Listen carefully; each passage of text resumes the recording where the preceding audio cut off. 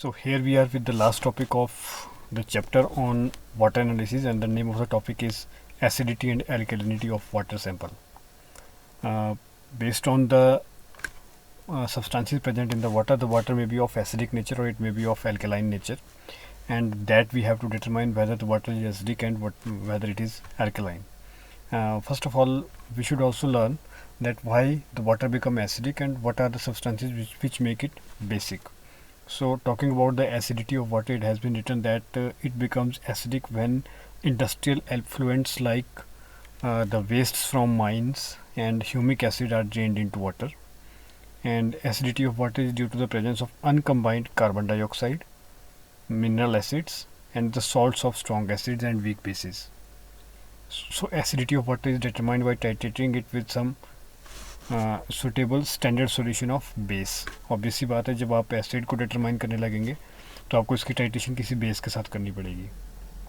On titrating the water sample in the presence of methyl orange indicator. अब एक और चीज़ यहाँ पे इंपॉर्टेंट है कि जब आप एसिडिटी डिटरमाइन करने जा रहे हो तो एक तो आपको बेस के साथ उसको टाइट्रेट करना है, दूसरी चीज़ आपको कुछ स्पेसिफिक इंडिकेटर्स यूज़ करने पड़ेंगे. और इंडिकेटर्स का जो रोल है यहाँ पे काफ़ी इंपॉर्टेंट रहने वाला है. कैसे? अब यहाँ पे लिखा है on titrating water sample in the presence of methyl orange indicator at about pH 4.5 free acidity of water is determined and it is the measure of relatively strong acids like HCl, H2SO4 and HNO3. Simple सी बात यह है कि methyl orange indicator जो कि 4.5 तक ही reading देता है, इसके ऊपर नहीं दे सकता है रीडिंग, तो 4.5 से नीचे के जितने भी एसिड होगा उनको ही मेज़र कर सकता है. तो 4.5 से नीचे वाले एसिड का मतलब है कि जो एसिड रहे होंगे वो स्ट्रॉन्ग रहे होंगे, क्योंकि 4.5 pH से नीचे का मतलब है कि स्ट्रॉन्ग एसिड्स की बात हो रही है. तो अगर मिथाइल ऑरेंज इंडिकेटर के साथ हमारे पास टाइट्रेशन हो रही है, इट मीन्स हम वाटर में जो स्ट्रॉन्ग एसिड प्रेजेंट है उनको डिटरमाइन करने की कोशिश कर रहे हैं. Then there is another indicator called phenolphthalein and it works below the pH 8.3. therefore it will tell us about the total acidity of the water. हो सकता है कोई वीक एसिड हो जिनकी वजह से वाटर की pH 5 या 5.5 के आसपास बनी हुई हो, बट अगर हम मिथाइल ऑरेंज यूज़ करेंगे तो वो 4.5 से ऊपर की रीडिंग नहीं देगा, वो सिर्फ 4.5 से नीचे की रीडिंग देगा. तो जो फिनोल्फ्थेलिन है वो सारी 8 से नीचे की सारी रीडिंग्स दे सकता है. इट मीन्स कि वो सारे वीक एसिड्स को भी डिटरमाइन कर रहा होगा. So in that way phenolphthalein will give us the idea of about total acidity of water. So total acidity of water may include weak acids and acids of the salts, और जो उनके जो weak salts हैं. Acidity is the power of the water to neutralize hydroxyl ion and it is expressed in terms of calcium carbonate. तो ये आपने ध्यान रखना है कि जब भी हम चाहे हम alkalinity डिटरमाइन कर रहे होंगे चाहे हम एसिडिटी डिटरमाइन कर रहे होंगे, हम उसको इन terms of calcium carbonate determine करते हैं. ये हमने एक स्टैंडर्ड माना हुआ है कि कैल्शियम कार्बोनेट को हम कैलकुलेशन के लिए यूज़ करेंगे. So let's we first know the method of determining the acidity of water in terms of titration. So titration कैसे होगी? जैसा मैंने आपको कहा कि एसिडिक pH का वाटर है तो हम इसको किसी बेस के साथ इसकी टाइट्रेशन कर रहे होंगे. The acidity of water sample can be determined by titrating it with standard solution of sodium hydroxide. तो sodium hydroxide is a wonderful base. तो उसका standard solution का मतलब है कि जिसकी हमारे पास नॉर्मेलिटी या मोलैरिटी नोन होगी. जैसे कि आप यूज़ करते हैं N/100, N/50, N/10 etcetera etcetera. तो ये मतलब हुआ स्टैंडर्ड सॉल्यूशन का. मिनरल एसिडिटी मतलब जो स्ट्रॉन्ग एसिड्स की वजह से एसिडिटी होती है. तो 2 स्टेप्स में रिएक्शन होगी. एक बारी हम रिएक्शन करा के देखेंगे मिथाइल ऑरेंज इंडिकेटर के साथ, जो कि क्या करेगा, स्ट्रॉन्ग एसिड्स की वजह से जो एसिडिटी होगी उसको डिटरमाइन करेगा. दूसरी बार हम करवाएंगे फिनोल्फ्थेलिन के साथ जो ओवरऑल एसिडिटी डिटरमाइन करेगा. तो पहले हम मिनरल एसिडिटी के लिए क्या करेंगे, हमने स्टैंडर्ड सोडियम हाइड्रोक्साइड सॉल्यूशन लिया, उसको ब्यूरेट में फिल किया एंड हमने वाटर सैंपल लिया और उसमें मिथाइल ऑरेंज इंडिकेटर ऐड किया. तो अगर उसमें स्ट्रॉन्ग एसिड प्रेजेंट होंगे तो हम इस वे से उसकी टाइट्रेशन कर सकते हैं, मिथाइल ऑरेंज के साथ वो रिएक्ट करके कुछ कॉम्प्लेक्स बनाए. टोटल एसिडिटी अगर आपने डिटरमाइन करनी है तो मैंने आपको पहले ही कह दिया कि आपको फिर फिनोल्फ्थेलिन यूज़ करना पड़ेगा, क्योंकि वो वीक एसिड को भी डिटरमाइन कर रहा होगा और स्ट्रॉन्ग एसिड को भी डिटरमाइन कर रहा होगा. तो हम इसको कहते हैं determination of total acidity of water. तो ये आपको पता होना चाहिए कि अगर वाटर की टोटल एसिडिटी निकालनी तो कौन सा इंडिकेटर यूज़ होगा, दैट इज़ फिनोल्फ्थेलिन. और अगर हमने वाटर की जो है सिर्फ स्ट्रॉन्ग एसिड्स की वजह से एसिडिटी निकालनी है तो वहाँ पे मिथाइल ऑरेंज इंडिकेटर यूज़ होता है.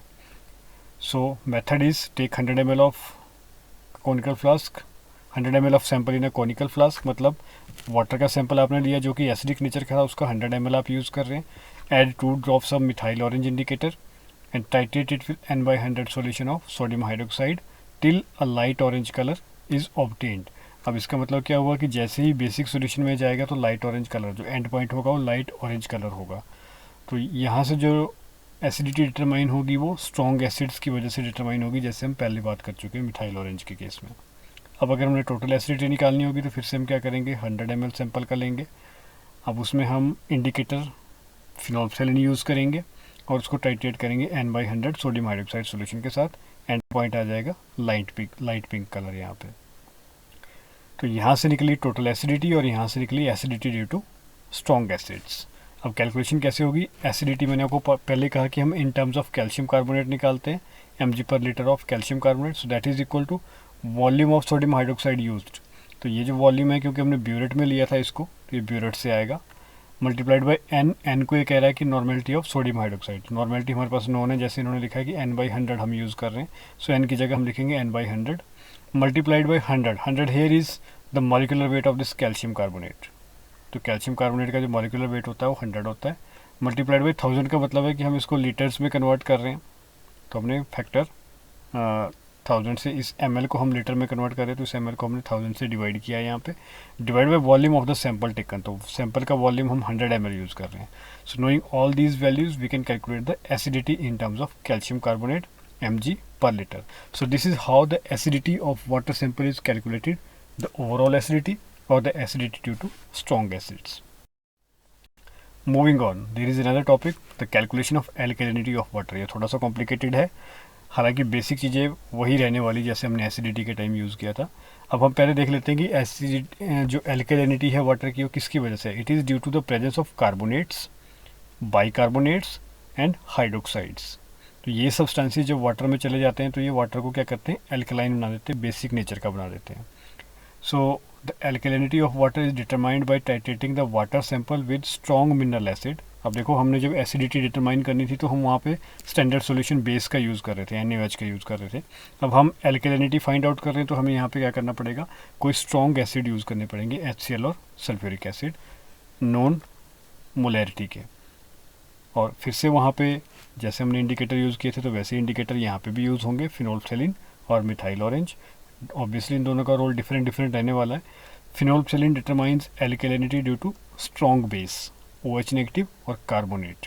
तो OH नेगेटिव और कार्बोनेट की वजह से क्या होता है, pH जो वाटर की रहेगी वो 8 से ऊपर चली जाएगी। और हमने देखा था कि फिनोल्फथैलीन किस रेंज के आसपास वर्क करता है, 8.3 के आसपास वर्क कर रहा होता है।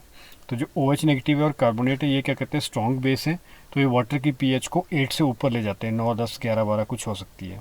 तो उस केस में हम फिनोल्फथैलीन के साथ जब टाइट्रेशन करेंगे तो हमें पता चल जाएगा कि स्ट्रॉन्ग बेसिस की वजह से एल्कलिनिटी थी। दूसरा है कि अगर वाटर सैंपल जो है उसकी pH लेस देन 4.5 जा रही है, तो in that case greater than 4.5 जा रही है, मतलब 8 और 4.5 के बीच की वैल्यू अगर है pH की, तो हम उस केस में फिनोल्फथैलीन यूज़ नहीं कर सकते, क्योंकि उसने 8 से ऊपर ही काम करना है। 8 से नीचे काम करवाने के लिए हमें कौन सा इंडिकेटर यूज़ करना पड़ेगा, मिथाइल ऑरेंज, जो कि 4.5 के आसपास वर्क करता है, जिसकी वर्किंग रेंज pH 4.5 के आसपास है। So this will determine the alkalinity due to weak bases. Weak bases क्या था, इसमें बाइकार्बोनेट था, बट क्योंकि वीक बेसिस के साथ साथ क्या करेगा, 4.5 तक हम डिटरमाइन कर सकते हैं। इट मीन्स कि ये हाइड्रोक्सिल वाली एल्कलिनिटी को भी फाइंड आउट कर सकता है और कार्बोनेट वाली, क्योंकि हाइड्रोक्सिल और कार्बोनेट के केस में क्या था, pH बहुत ज़्यादा हाई जा रही थी, 9-10 के आसपास थी। तो ये 4.5 के आसपास काम कर रहा है, इसका मतलब इससे ऊपर के जितने भी बेसिस होंगे उन सबको ये मेज़र कर सकता है।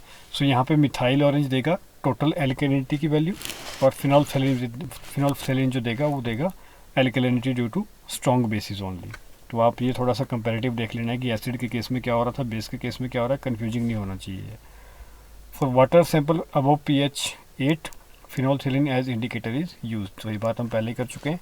अब आते हैं हम मेथड, एल्कलिनिटी कैसे निकालनी है।